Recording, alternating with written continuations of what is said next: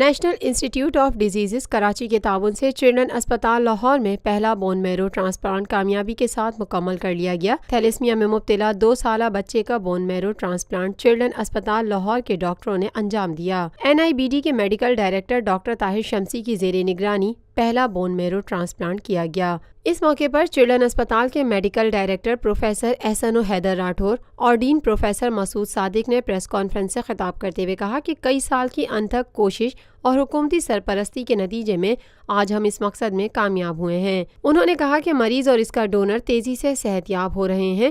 حکومت پنجاب نے NIBD کراچی کے میڈیکل ڈائریکٹر اور پاکستان میں بون میرو ٹرانسپلانٹ کو متعارف کروانے والے ڈاکٹر طاہر شمسی کو پنجاب میں ٹرانسپلانٹ کا کنوینئر مقرر کیا ہے۔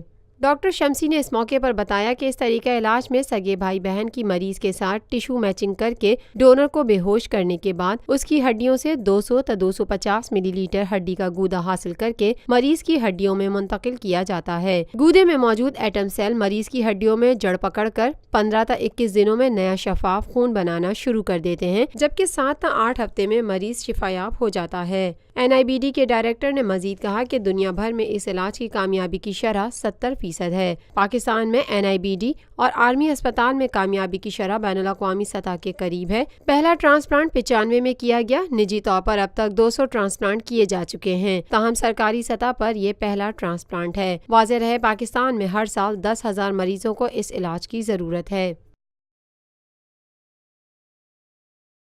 Lotus Lake Towers, a groundbreaking endeavor by Lotus Properties.